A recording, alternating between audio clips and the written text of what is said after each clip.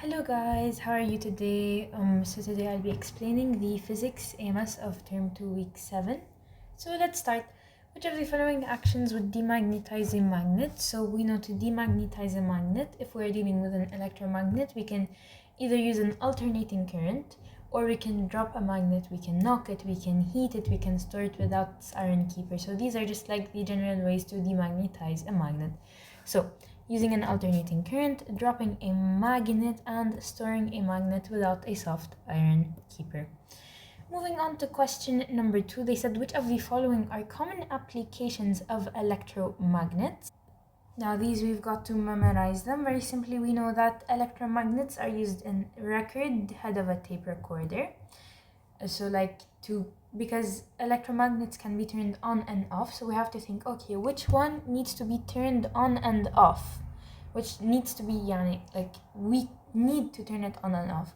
So definitely the record head, definitely a relay, and as well as a fire alarm bell. For diode bridge rectifier doesn't need to have a magnet that's turned on and off. Same with the time delay switch. Moving on to question number 3, again, which of the following are ways to demagnetize a magnet? We know to demagnetize a magnet, you store it without a soft iron keeper, you knock it, you drop it, you heat it, you place it in alternating current, and like all of these ways. So you knock it, you place with a strong alternating current, and you heat it. Moving on to question number 4. So they said which statements are true about an electromagnet? We know that an electromagnet can create a stronger magnetic field than most permanent magnets because it can be controlled. So if you increase the number of loops, or if you increase the current, you will create a stronger magnetic field, okay? And it can be switched on and off because you can turn on the current or you can turn it off. As well as the electromagnet is not a permanent magnet, and it is just a solenoid with a current passing through it. So very simply, electromagnets can be switched on and off. The strength of electromagnet can be varied by electric current and the distance of the loops and the number of loops or coils. And then an electromagnet can create a stronger magnetic field than most permanent magnets because we can control the magnetic field. So moving on to question number 5, here this question, I cannot demonstrate it. So some of the questions I will not be able to demonstrate it. So try to understand what I am saying, okay? So what we're going to do in this question is that we know that the X means inside. So we're going to take our finger, I will draw a finger. And we're going to place the finger inside of the circuit, okay? And then we are going to twist our hand, we're gonna turn it so our finger is pointing inside of the screen, and we twist our hand and we see that our fingers will go in this direction, which is the clockwise direction. So very simply, what we are gonna do now is we are gonna choose the arrows to be put in the clockwise direction. However, these arrows, okay, they are not gonna be entering the magnetic field or the current, they are gonna be parallel to it. So if we choose it, it's gonna be like this, okay? And as you can see again with the demonstration, here's our finger, you turn your finger and you can see that the tip of the other fingers are going in this direction, okay? And this direction is the clockwise direction, okay? We move on to question number 6. They need us to find the direction of the magnetic field. We know that the direction of the magnetic field is based on the direction of the force exerted on the North Pole. So in this case, inside it is going from the south to the north, whereas from the sides it's going from the north to the south and the north to the south. Okay, so now the magnetic field at point A is going in this direction, which is the left.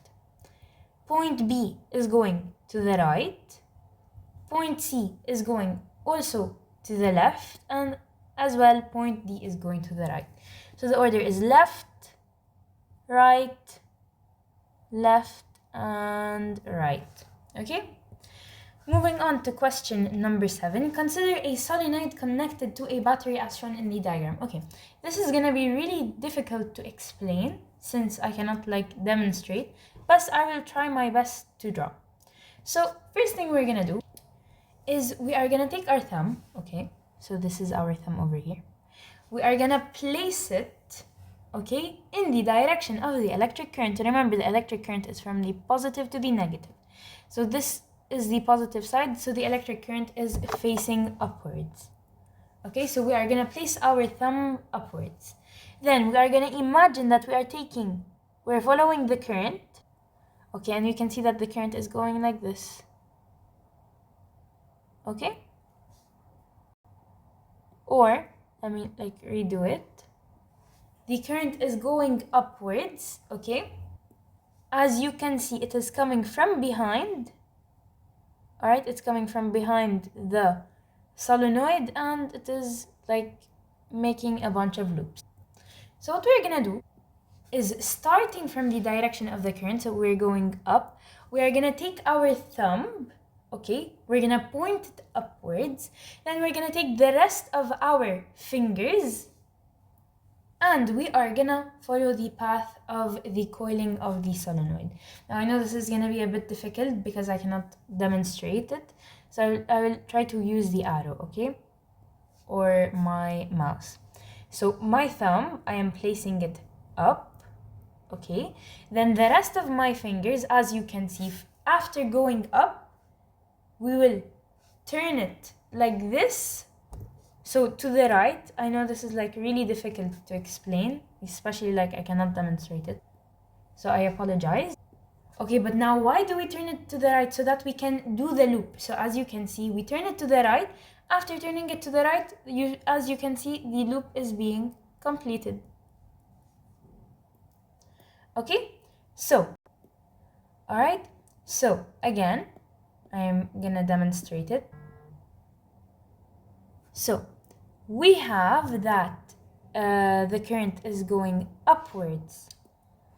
So we are gonna take our thumb and we are gonna put it in the direction upwards, okay? After that, pay attention. I will make something new to make it a bit easier. As you can see, our current is on the right hand side, so we are gonna be moving our fingers to the right hand. So thumb is pointing to the direction of the current, so it's gonna point up. Okay, then the rest of our fingers, because the current or the wire is on the right hand side, we will move them to the right. Okay, so now your thumb is pointing up, then you move it to the right. Then your fingers, they are supposed to be pointing upwards. You will turn them. And as you turn them, you will see that your finger is pointing to the right. So let me draw another example to see maybe if I explained it like this, it would be better. Let us say it's like this going. So this is the positive side, this is the negative side. Okay, what we are gonna do is we are gonna take our thumb. We're gonna put it here. We're of the right hand, by the way, so pay attention, it's the right hand. Okay. Now, we're pointing upwards. Now, since the wire is on the left-hand side of the circuit, we are gonna move our thumb to the left, okay? And then our fingers are supposed to be pointing downwards if we moved our thumb to the left. And as we turn, you will see that the direction of the wires are gonna be upwards. This is a different example, okay? So you can say that the force exerted on A is to the left. Whereas, for this one, I'm going to repeat it one more time because I know it's really confusing. That's why I prefer to repeat it multiple times. It's pointing upwards. You will take your thumb. You point it upwards. Now, since it's on the right-hand side, you will move it to the right. So now your thumb is pointing to the right and your fingers are supposed to be pointing upwards. Then you turn your fingers and you will see that your thumb is pointing to the right. So, very simply, the magnetic field created by the solenoid is directed rightwards. So we move on to question number 8. Here, you just need to know that iron fillings, they are used to draw the maps of magnetic fields, but they do not show the direction in which the magnetic field flow. And these maps, or these magnetic fields drawn by the iron fillings, they are called flux patterns. Okay, so we move on to question number 9. The iron fillings, like we discussed before, they show what? They show the line of action of the field line. So they will show like, okay, you have magnetic field here. Let's say, okay, this is the magnet. Okay, the iron fillings will show, okay, you have a magnetic field here, magnetic field here, magnetic field here. But they will not show us the direction, so we don't know which one is the North Pole and which one is the South Pole. We have no clue. So that means they show the lines of action. These are called lines of action. Okay. However, they do not show the sense or the direction of the field lines. Alright, moving on to question number 10. They said, which sketch shows the correct flux pattern of a single bar magnet? We know that, first of all, I'm just going to choose the right one directly. It's flowing from the South Pole. This is wrong, sorry. It is flowing from the South Pole to the North Pole on the inside. But from the sides, it's flowing from the North Pole to the South Pole. So as you can see, I will draw another magnet. We have north-south. We know that inside the magnet it flows from south to north, whereas on the sides it flows from north to south. So very simply, the correct magnet is magnet number 4. Okay, so we move on to question number 11. 2 bar magnets are placed side by side with their poles together. As shown in the diagram below, they repel each other. Select the point at which the repulsive force is shown the strongest. Now, we know, first of all, that the current, or sorry, not the current, the magnetic field will flow from the south to the north. So I'm going to do it in 2 different colors, south and north. Then from the sides, it will flow from the north to the south, from the north to the south. However, here there is some kind of intrusion. We know that there's going to be a repulsion because it's north, north, and south, south. So what's going to happen is that the magnetic field is going to cross like this, okay? To be more specific, like this. Or actually, wait, it is like this. And like this, if I'm trying to be more specific. So there is a full force of repulsion. So these two are repelling each other, but it's gonna the force of repulsion is gonna affect the most at the center. So center is affected most by repulsion and attraction. Okay? So that means there will be no force exerted on the center. That means it is the most affected by the repulsion. So they said select the point at which the repulsive force is strongest. It's definitely at B, since it's not being affected by the forces, meaning there is like a really strong force of repulsion. However, if they were to give us like this, 2 bar magnets again, let's say south north and then north south, there will be a force of attraction. So south to north, north to south, and north to south, and then again north to south and north to south. As you can see, at the center there will be the strongest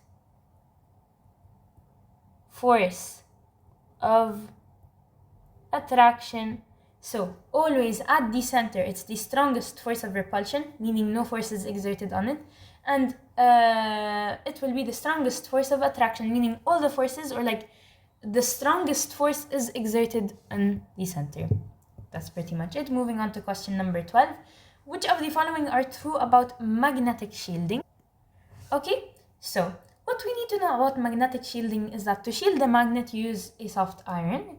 And what happens when you put the soft iron is that the magnetic field is shunted into the soft iron, or trapped in the soft iron, so it will not be able to damage the other magnets. So the magnetic field is shunted into the iron, is attained by shunting the fields into the iron. And soft iron is used to transfer and divert a magnetic field. Don't forget this. And as well, magnetic shielding protects sensitive devices from strong external fields.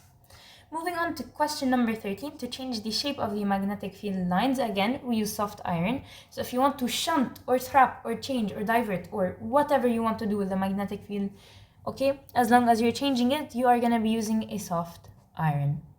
Moving on to question number 14. Here, by now, I think you should have memorized that in the loudspeaker, we use axially symmetric radial field. Okay, whereas in the current meter or electric motors, we use plain symmetric radial field. So please pay attention. Current meter and electric motor, you use plain symmetric radial field, whereas the loudspeaker you use axially symmetric radial field. So here it is an axially symmetric radial field. So that is it for question number 14. Moving on to question number 15. Which material is not used in the experiment that demonstrates the dependency of the electromagnetic force on direction of current and magnetic field? Okay, so let's check the options. First of all, we're dealing with an electromagnetic force. So we need a power supply for sure. We need copper wires. We need a rheostat to change the current and change the to change the current and to control it. We also need a U-shaped magnet, because this is where we are going to get our magnet, because it's electromagnetic. So it's a magnet plus electricity. Okay, and we also need a push button switch, because why do you need the push button? This is to control the electric field, to turn it on and off. So again, I'll repeat what we need. We need a power supply, which is the battery. We need a copper wire, which is the wires. We need a U-shaped magnet, because we're dealing with an electromagnetic force, so we need to have magnets. We need a rheostat to control the current, and we need a push button switch to turn it on and off. So what we do not need is a reed switch. Moving on to question number 16. Okay, here this is very important. This is what the forces of repulsion look like. So as you can see, the forces of repulsion are the strongest at point 3. Meaning, if you place anything there, it's not going to be affected by the two magnets. Okay? So they said the pole labeled X is a north pole. How did we know? It's because two like poles will repel each other. And then they said in part B, any plotting compass placed at the point labeled what will retain its orientation. Retain its orientation means that it's not going to be affected by the magnetic field. So very simply, it is number 3. Okay? So we move on to question number 17. The magnetic field. Okay, here we are using this. This is what? This is soft iron. Okay? Now we said we use soft iron to what? To make sure that the magnet is protected. Okay?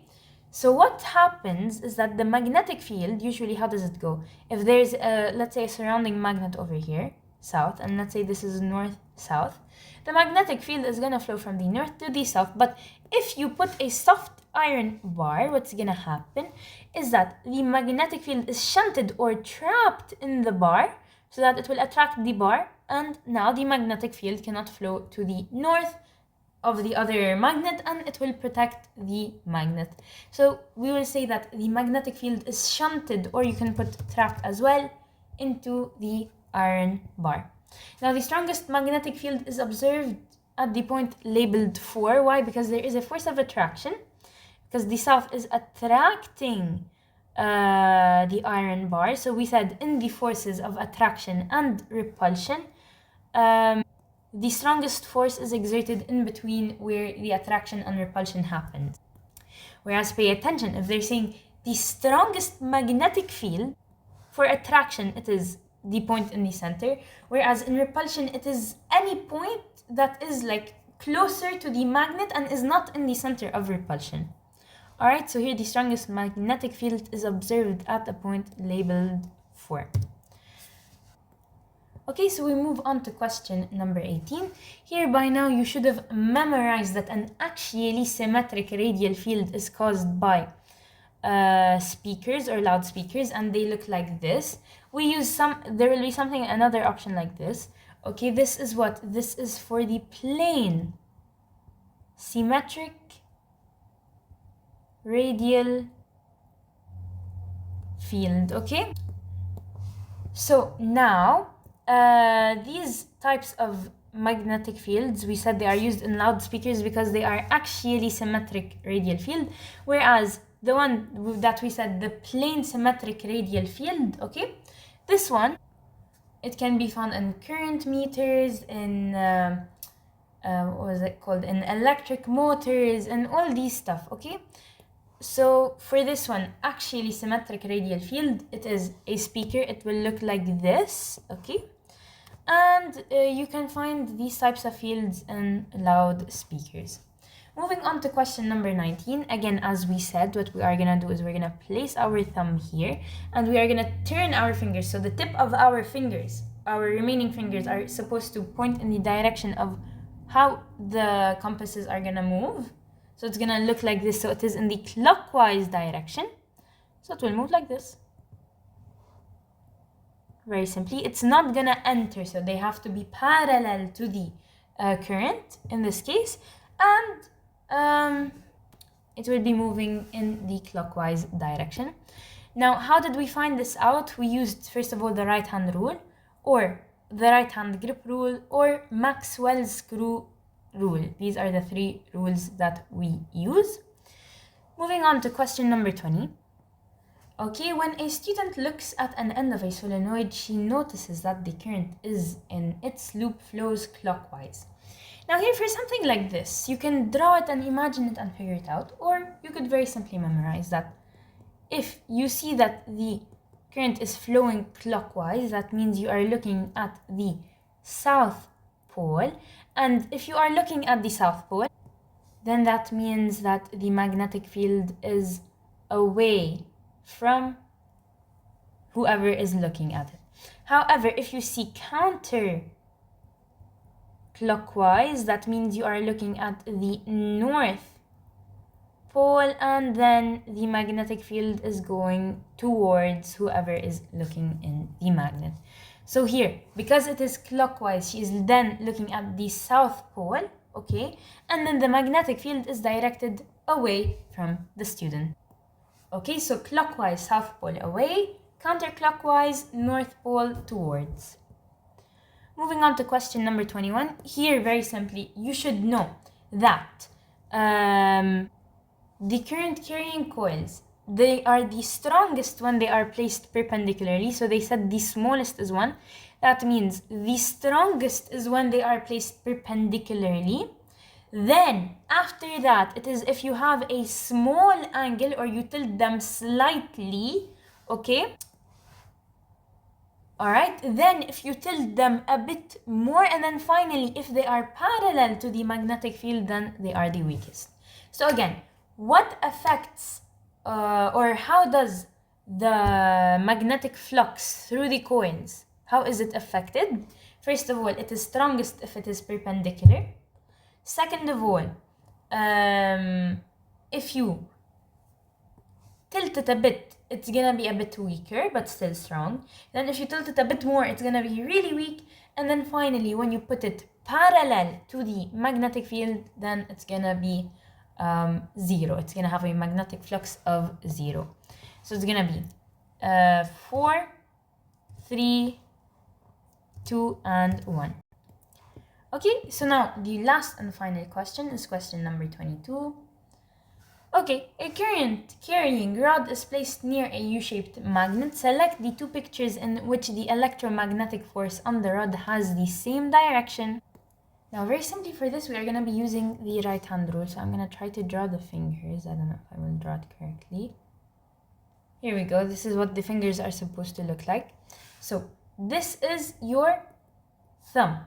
This thumb is what? The direction of the current. This is your index finger. Okay, your index finger indicates the force of the magnetic field, or to make it a bit simpler, the force of direction north. So just point it to the north pole to make it really simple. And then finally, this over here is the electromagnetic force, and they all have to be perpendicular to each other. So this is perpendicular and this is perpendicular to this. So look what's gonna happen. We're gonna take our thumb, okay, for each and every one. And we are gonna apply the right hand rule. So we are gonna first, for the first one, take our right hand. We're gonna put our thumb inside because the cross means inside. We're gonna point our index to the right because the North Pole, sorry, to the left because the North Pole is to the left. And then finally, we're gonna take the middle finger and put it perpendicular, okay? And you will see that it is pointing upwards. So that means this one, the electromagnetic force is pointing upwards. Then they need what? They need this, us to select the two pictures in which the electromagnetic force have the same direction. Okay, if we go to do it for this one is gonna be a bit complicated because as you can see, the current is going like this. So if the current is going like this, then that means the North Pole is gonna be pointed upwards.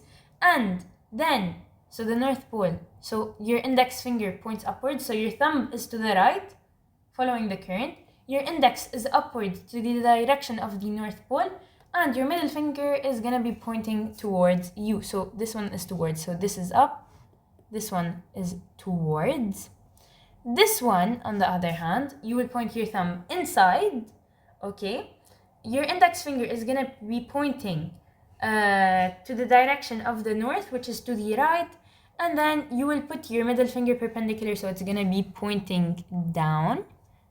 And then finally for this one, your thumb is pointing outside, your index finger is pointing to the north, which is to the right, and then your middle finger is perpendicular to the two other fingers, so it's gonna be pointing upwards. Definitely this one is correct, and this one is correct because they have the same. Alright, so we are gonna be choosing these two. This one again was pointing towards you, so your middle finger is pointing towards you, and this one your middle finger is pointing down. Alright, so the current carrying rod in the diagram below has been moved closer to the North Pole of the U-shaped magnet as shown below. They told us the force on the rod in the new position will. What happened? You are just moving the current. Did you change the extent of the current? Did you change how strong the current is? No. So, change current strength.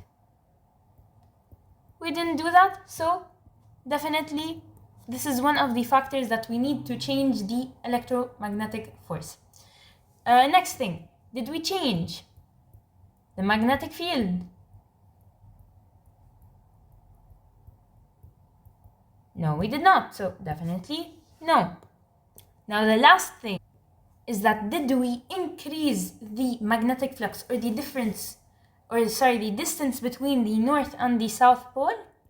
No, we did not. What we only did was that we moved the current to a new position, but everything else stayed the same. So in order for us to, so as long as we didn't do that, and of course there's many other things, so like, first of all, if you change the current, or you change the number of coils, or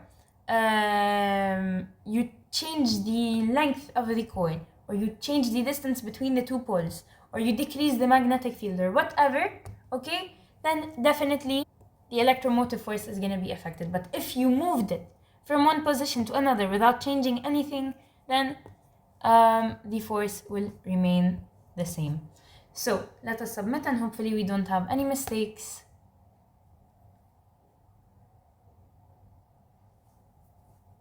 It's gonna take some time, so I'm probably gonna cut off the video.